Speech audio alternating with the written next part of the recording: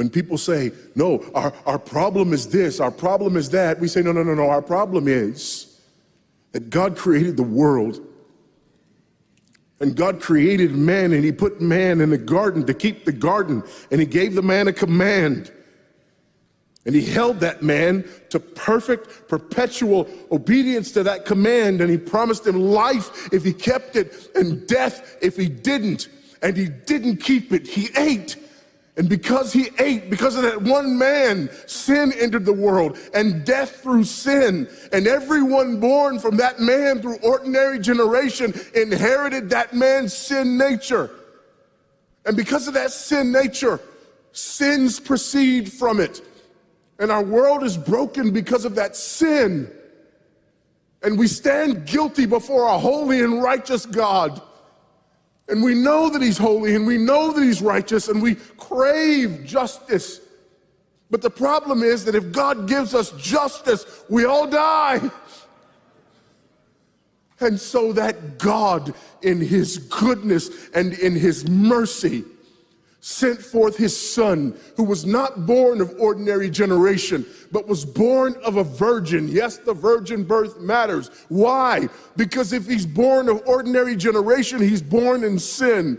But because he's not born of ordinary generation, he's not born in sin. He's clean of sin. His record is clean. And he keeps his record clean. And he obeys God's law. And because he's fully God and fully man, he obeys the law of God on our behalf in his active obedience. And then in his passive obedience, God made him who knew no sin to be sin for us. All we like sheep had gone astray. Each of us had turned to his own way, but God laid upon him the iniquity of us all. And Christ died for sin once for all, the just for the unjust. And God imputes our sinfulness to him. And he nails our sinfulness to the tree. And Christ dies and raises again on the third day for our justification.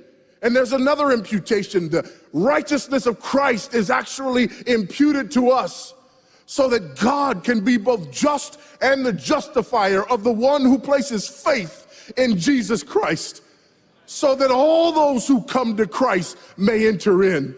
So that all those who place faith in Christ might be saved, but not only saved, but sanctified. Because he's the firstborn of many brethren. We're justified and we're adopted into the family of God.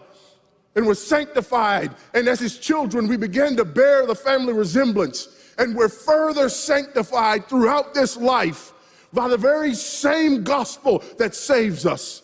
Until one day, when it's all said and done, we're not just saved from the penalty of sin. We're not just saved from the power of sin, but one day we're glorified and saved from the very presence of sin. That's the gospel that we preach. That's the gospel that we need. And that's the gospel that's more than enough.